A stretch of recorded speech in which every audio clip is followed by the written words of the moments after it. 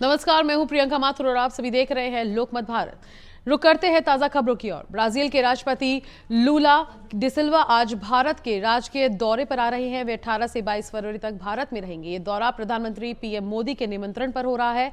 इस बार राष्ट्रपति लूला अपने साथ 260 कंपनियों के मालिकों और अधिकारियों का प्रतिनिधिमंडल लेकर आ रहे हैं। उनके साथ करीब 14 मंत्री भी भारत आ रहे हैं। भारत पहुंचने के बाद राष्ट्रपति लूला 19 और 20 फरवरी को नई दिल्ली में हो रहे दूसरे एआई इम्पैक्ट समिट में हिस्सा लेंगे। उन्होंने भारत रवाना होते समय कहा कि वे समिट में भाग लेंगे और भारत के साथ नए सहयोग के अवसरों पर चर्चा करेंगे। उन्होंने ये भी बताया कि 2025 में भारत और ब्राजील के बीच व्यापार 15 अरब अमेरिकी डॉलर से ज्यादा रहा है। भारत दौरे के बाद वे दक्षिण कोरिया भी जाएंगे, जहां वे राष्ट्रपति ली जेंग म्यूंग से मुलाकात करेंगे।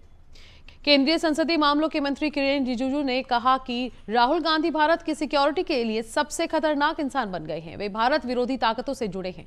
वे विदेश और देश में नक्सलियों, उग्रवादियों और जॉर्ज सोरोस जैसे लोगों से मिलते हैं। कांग्रेस का काम सिर्फ संसद में हंगामा करना है। कांग्रेस कहती है कि हम उन्हें बोलने नहीं देते, लेकिन जैसे ही वे अंदर आते हैं, हंगामा, बैनर और नारेबाजी शुरू हो जाती है। रिजिजू ने आगे कहा कि समाजवादी पार्टी भी ऐसा ही करती है, लेकिन उनसे बात की जा सकती है। हम समाजवादी पार्टी, टीएमसी और यहां तक कि डीएमके के नेताओं के साथ भी अच्छे से काम कर सकते हैं। राहुल गांधी के बर्ताव की वजह से छोटी विपक्षी पार्टियों और सांसदों को बोलने का समय नहीं मिल पाता। वे अपने इलाके के मुद्दे नहीं उठा पाते। राष्ट्रीय स्वयंसेवक संघ के सरसंघचालक मोहन भागवत ने मंगलवार को लखनऊ में कहा कि भारत में रहने वाले मुस्लिम भी हिंदू हैं।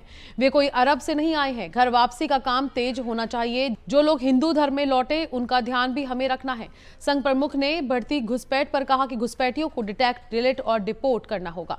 उन्हें रोजगार नहीं देना है। हिंदुओं की घटती जनसंख्या दर पर कहा कि हिंदुओं के कम से कम 3 बच्चे होने चाहिए। अभी जनसंख्या दर 2.1 है। ये कम से कम 3 होनी चाहिए। जिस समाज में औसतन 3 से कम बच्चे होते हैं, वह समाज भविष्य में समाप्त हो जाता है।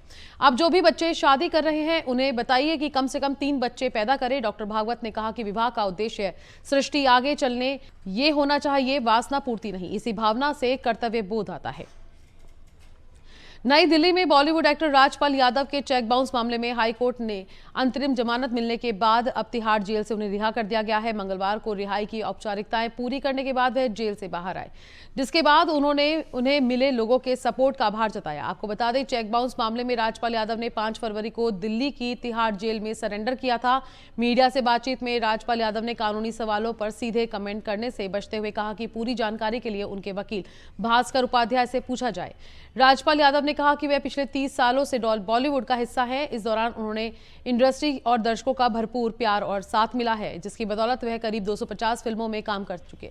उन्होंने कहा कि बीते सालों में अदालत के आदेशों का पालन करते हुए वह नियमित रूप से पेश होते रहे हैं और भविष्य में भी जहां आदेश होगा वहां उपस्थित रहेंगे।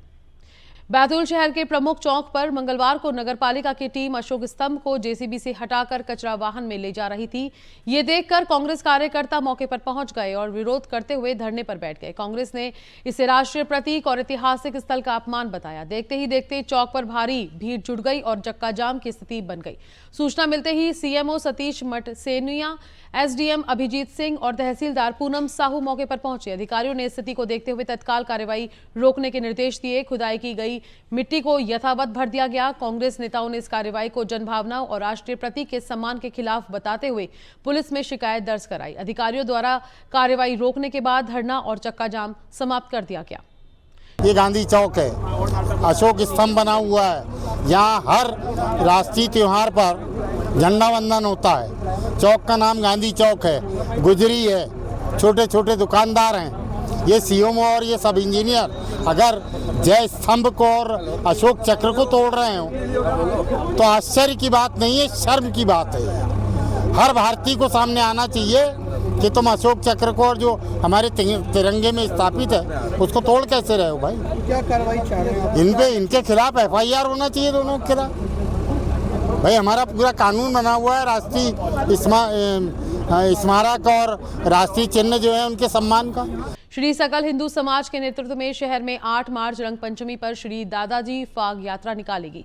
समिति सदस्यों ने जानकारी में बताया कि यात्रा में आदिवासी नृत्य, डीजे, फूल की तोप, पानी की बौछार सहित बैंड बाजे के साथ निकाली जाएगी, जिसमें सभी सकल हिंदू समाज सहित राजनीतिक पार्टी को भी आमंत्रित किया है। इसके लिए बाकायदा हिंदू उत्सव समिति का गठन किया गया, जिसमें अध्यक्ष अखिलेश गुप्ता, सचिन मदन भाऊ ठाकरे, कोषाध्यक्ष जीवन डिंडोरे को बनाया गया है। समिति 1 वर्ष तक धार्मिक कार्यक्रमों को सुचारू रूप से क्रियान्वित करने के लिए प्रतिबद्ध रहेगी।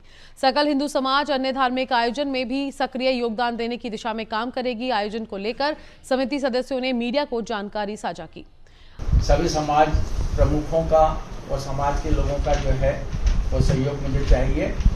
जिस प्रकार से पूर्व में हमारे यहाँ फाग यात्रा के अंदर जो रंगों की होली, फूलों की होली की गई थी और जिसमें मतलब आपके झांकी का भी उन्होंने आयोजन किया था, साथ ही आदिवासी नृत्य जो है वो रखे थे।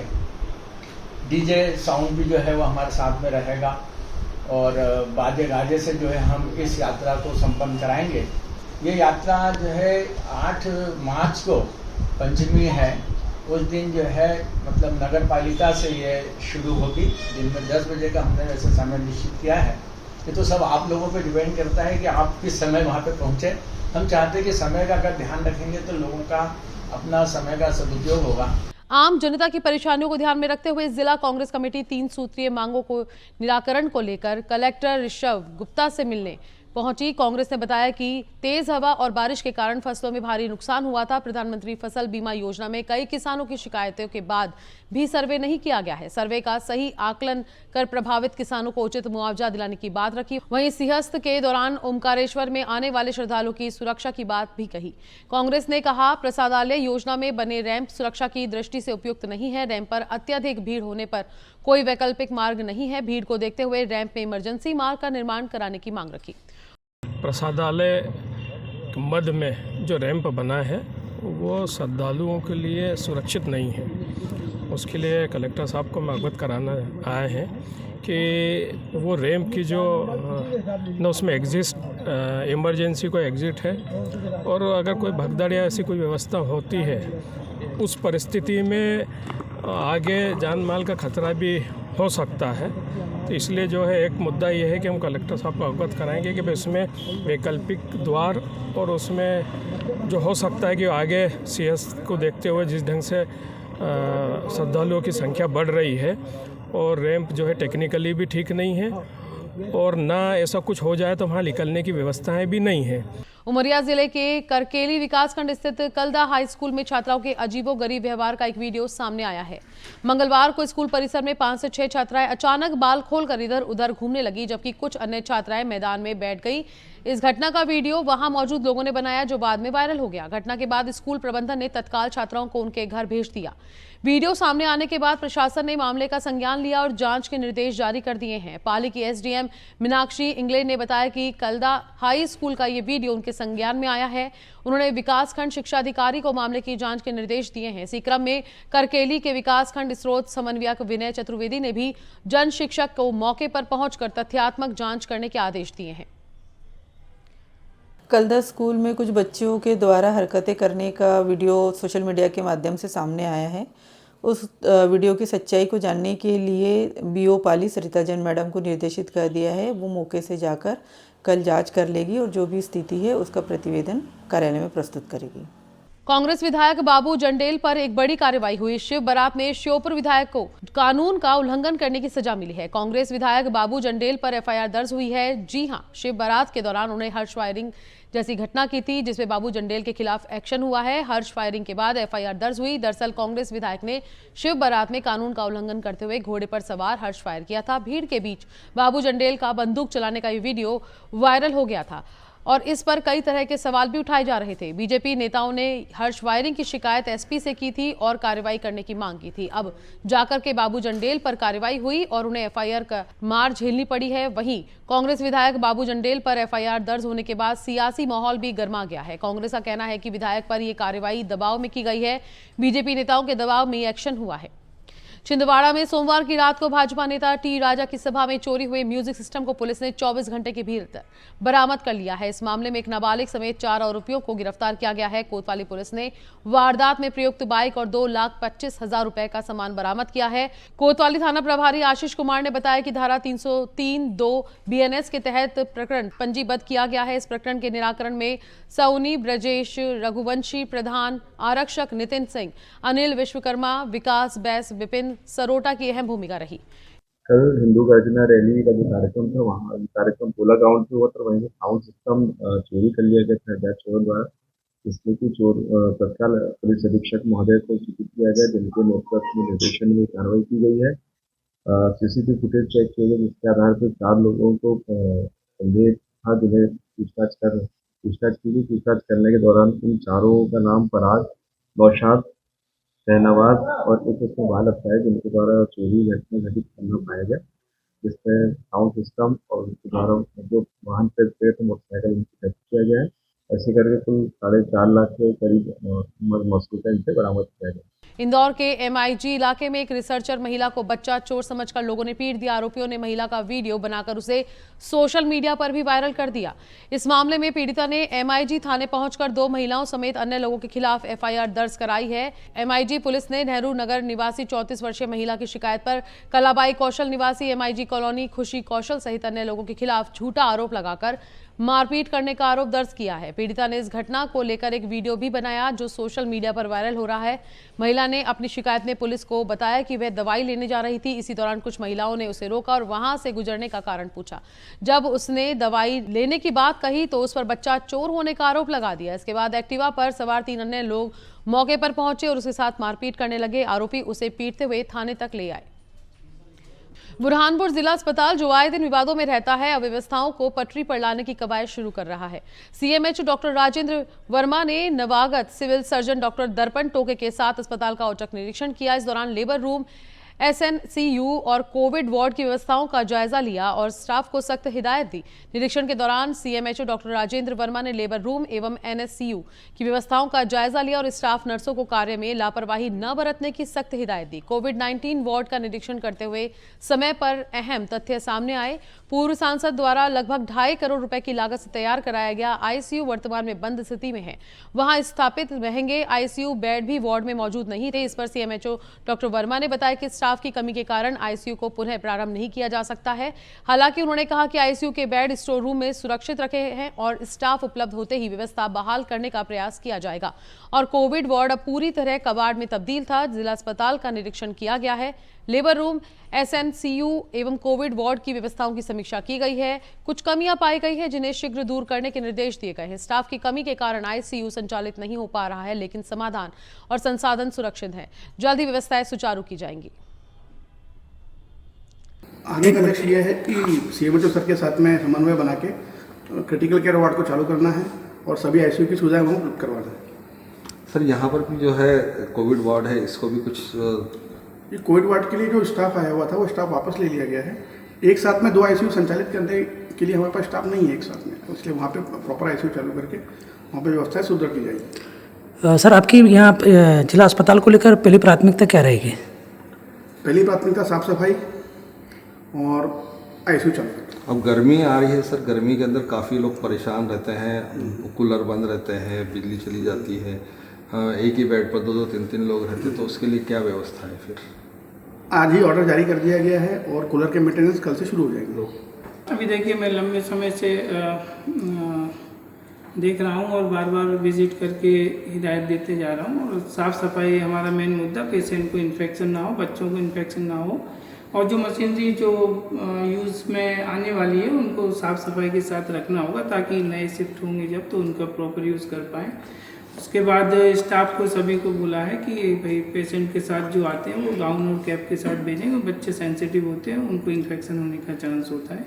सिविल सर्जन साहब के साथ में राउंड लिया, अभी न्यूली ज्वाइन किए हैं, तो जो कमियां हमने पहले देखी थी वो उनके संज्ञान में भी लाके और हम लोग सहयोग करके आपस में समन्वय करके काफ़ी कुछ सुधारने का प्रयास करें। इस वक्त मौजूद है हम बुरहानपुर के जिला अस्पताल, जहां देख सकते हैं कि जो करोड़ों का जो है सांसद नंद कुमार सिंह चौहान जो कि कोविड काल में जो है इसे तैयार किया गया था, लेकिन आज जो है सारी मशीनरीज जो है यहाँ पर कबाड़ होती नजर आ रही। देख सकते हैं जिस तरह से तस्वीरों में कि यहाँ जिस तरह से कबाड़ नजर आ रहा है। आज CMHO डॉक्टर राजेंद्र वर्मा जी ने जो है यहाँ पर औचक निरीक्षण भी किया और निरीक्षण में देखने के बाद सर क्या पाया आपने?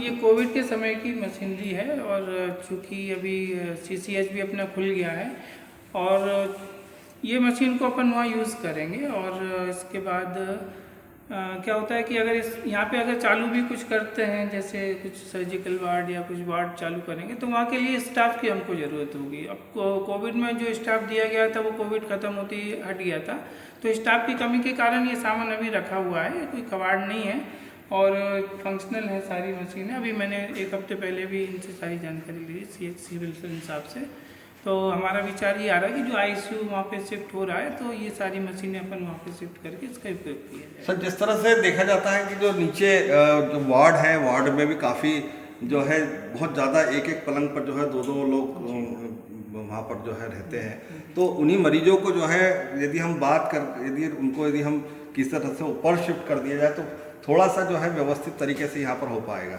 नहीं, वो तो एक्चुअली जो अटेंडर लोग आते हैं वो एक दो ऊपर बैठ जाते हैं। अभी हमने निर्देश दे दिए हैं कि भाई एक तो जो बाहर से आएंगे, एक तो स्लीपर्स बाहर उतारें और इन्फेक्शन का चांस रहता है बच्चों को, और उनसे जो मिलने जा रहे हैं उनको भी गाउन कैप दिया जाए और एक पलंग पे 2-3 ना बैठे।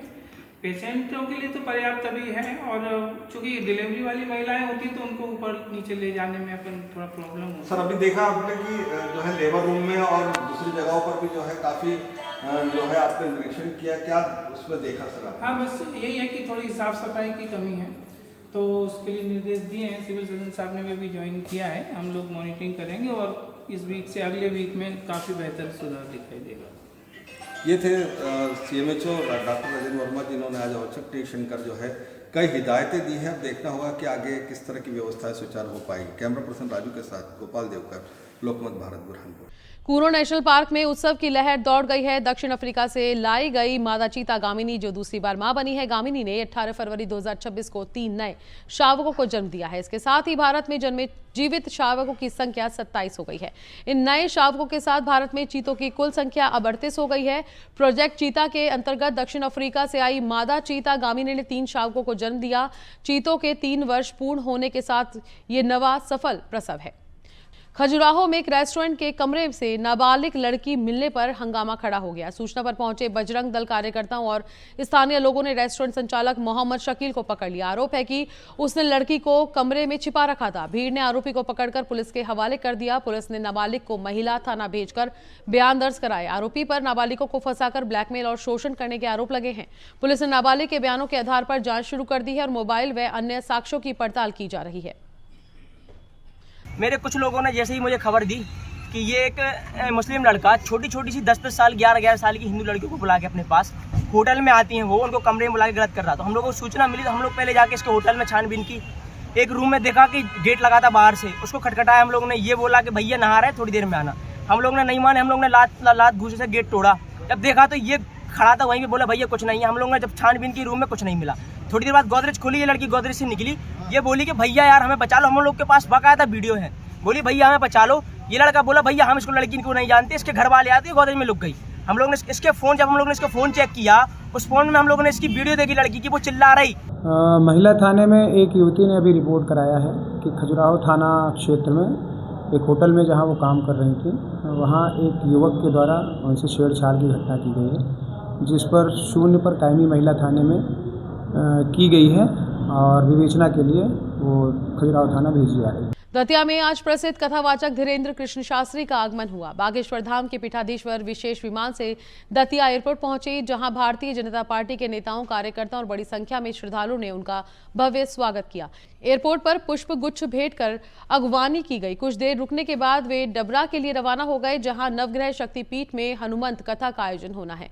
मीडिया से बातचीत में उन्होंने कहा कि सनातन हिंदू और हिंदुत्व का परचम निरंतर लहराता रहा है और यही उनका संकल्प है। उन्होंने दृढ़ता से कहा कि हम ना रुकेंगे, ना थकेंगे, ना झुकेंगे। धर्म परिवर्तन के मुद्दे पर बोलते हुए उन्होंने इसे निंदनीय बताया। उनका कहना था कि हिंदू कभी स्वेच्छा से धर्म परिवर्तन नहीं करता और समाज में धोखे से परिवर्तन कराने की साजिश रची जाती है। उन्होंने कहा कि समाज को इस विषय में सजग रहने की आवश्यकता है। साथ ही उन्होंने कहा कि सनातन संत और ग्रंथों को समझना और संरक्षित करना दोनों जरूरी है। नवग्रह शक्ति पीठ डबरा में प्राण प्रतिष्ठा महोत्सव के अवसर पर आयोजित हनुमंत कथा को लेकर क्षेत्र में उत्साह का माहौल है। आज से नवग्रह मंदिर डबरा में 3 दिवसीय हनुमान कथा सुनाई जाएगी और कल दोपहर में दिव्य दरबार 12 बजे लगाया जाएगा। सनातन संस्कृति, हिंदुत्व का परचम ऐसे ही लहराता रहे, यही प्रयत्न है, यही संकल्प है। ना रुकेंगे, ना थकेंगे, ना झुकेंगे। चरे वेती चरे वेती चरे वेती। भोपाल में किन्नरों को गौमांस खिलाए जाने का एक बड़ा वैसा मामला है, उनका धर्म परिवर्तन करा रहे हैं। ये हमको अभी ये पढ़ तो नहीं पाए, पर जिसने भी ये किया बहुत निंदनीय कृत्य है। ऐसे लोगों को समाज में और राष्ट्र में रहने का अधिकार नहीं है, जो धोखे के साथ लोगों का धर्म परिवर्तन कराते हैं। धर्म परिवर्तन होता ही नहीं है। हम यही कहना चाहेंगे, धर्म परिवर्तन करवाने के लिए बहुत बड़ी बड़ी साजिशें की जाती हैं। हिंदू कभी भी धर्म बदलना नहीं चाहता, बदलवाने की बड़े बड़े षड्यंत्र और साजिशें की जाती हैं। इंदौर शहर के Bhandari hospital and research centre में इलाज के दौरान 24 वर्षीय नवविवाहिता शालिनी सिंह की मौत हो गई। परिजनों ने अस्पताल प्रबंधन पर गंभीर लापरवाही और दूषित ब्लड चढ़ाने का आरोप लगाया है। जानकारी के अनुसार शालिनी सिंह को हीमोग्लोबिन की कमी के चलते 17 फरवरी को अस्पताल में भर्ती कराया गया था। इलाज के दौरान उन्हें 2 यूनिट ब्लड चढ़ाया गया। परिजनों का आरोप है कि ब्लड चढ़ाने के बाद ही उनकी तबीयत अचानक बिगड़ने लगी। बताया जा रहा है कि 18 फरवरी की सुबह इलाज के दौरान शालिनी की मौत हो गई। घटना के बाद परिजनों में आक्रोश फैल गया और उन्होंने अस्पताल प्रबंधन पर लापरवाही का आरोप लगाते हुए कार्रवाई की मांग की। मामले की सूचना विजयनगर पुलिस थाना को दी गई थी। पुलिस ने मामले को संज्ञान में लेते हुए जांच शुरू कर दी। शव का पोस्टमार्टम कराया जाएगा, जिसके बाद मौत के वास्तविक कारणों का खुलासा हो सकेगा। पुलिस का कहना है कि पोस्टमार्टम रिपोर्ट और मेडिकल दस्तावेजों के आधार पर आगे की कार्रवाई की जाएगी। इस तरह जो है हमारी बहू का देहांत हुआ है। मैं तो सभी से जहां भी जाएगा आप लोगों का गुजारिश करूंगा कि इसका एक्शन हो और भंडारी हॉस्पिटल में जो भी है डॉक्टर उसके खिलाफ कार्रवाई हो। और इसका इस तरह हम तो अभी खोए हैं, लेकिन इसको छोड़ेंगे नहीं, इस हॉस्पिटल के एडमिनिस्ट्रेशन को। कौन थे डॉक्टर जिन्होंने इनका इलाज किया? डॉक्टर सपना पांडे हैं, जिनका इलाज यहाँ चल रहा था। बताइए, परसों आई हमारी बेटी, हमारी बहू 1 बजे पूर्ण स्वस्थ होके फिर कल 11 बजे दिन में हमारे कल जो बीता, आज तो है 18 तारीख है, आज कल 17 तारीख को 11 बजे दिन में 12 बजे दिन में हम वीडियो कॉल करके बात की अपनी मम्मी से, हमारी वाइफ से। ठीक एकदम अच्छे तरीके से थी। उसके बाद देखिए रात को 12 बजे वेंटिलेटर पे डाल दिए उसको और मशीन पे चढ़ाते रहे, दवाइयाँ उल्टा सीधा देते रहे, लेकिन वो बिटिया वापस उसका नहीं आया और लास्ट में कह रहे हैं कि अब क्रिटिकल है, अब मर गई। थाने पर अभी सूचना प्राप्त हुई है कि किसी पेशेंट की इलाज के दौरान मृत्यु हो गई है। मैं यहाँ पे पहुँचा हूँ तो कोई पेशेंट था शालिनी करके, जिसकी ब्लड की कमी की वजह से इलाज हेतु भर्ती हुई थी। 1 बॉटल खून उसको चढ़ा दिया गया था। दूसरा बॉटल जब चढ़ाना शुरू हुआ तो उसके शरीर में कुछ साइड इफेक्ट हुए और इलाज के दौरान उसकी मृत्यु हो गई है। अभी परिजनों की सूचना पर से मर्ग कायम किया जा रहा है। मर्ग में जो भी जांच में फैक्ट आएंगे उसके अनुसार अग्रिम कार्रवाई की जाएगी। राजधानी जयपुर में आज मौसम का मिजाज अचानक बदला। सुबह से ही आसमान में काले बादल छाए और ठंडी हवाओं ने लोगों को सर्दी का एहसास करा दिया। धूप के बजाय बादलों की चादर ने पूरे शहर को ढक लिया है। गुलाबी नगरी जयपुर में जहां सुबह से ही मौसम ने करवट ली है, आसमान में घने काले बादल छाए हुए हैं और हल्की ठंडी हवाएं चल रही हैं। मौसम में आई इस बदलाव से लोगों को हल्की ठंड का एहसास हुआ। कई इलाकों में बूंदाबांदी की संभावना जताई जा रही है। सुबह ऑफिस और स्कूल जाने वाले लोगों को भी बदले मौसम का असर देखने को मिला। सड़क पर वाहन चालकों को हल्की धुंध और बादलों के कारण सावधानी बरतनी पड़ी। स्थानीय लोगों का कहना है कि अचानक बदले इस मौसम ने फरवरी की हल्की गर्मी से राहत जरूर दी है। मौसम विभाग के अनुसार पश्चिमी विक्षोभ के असर से बादल छाए हुए हैं और हल्की बारिश की संभावना बनी हुई है। अगर बारिश होती है तो तापमान में और गिरावट दर्ज की जा सकती है। खबरों में फिलहाल इतना ही। मैं लेती हूं आपसे इजाजत। देखते रहिए लोकमत भारत। नमस्कार।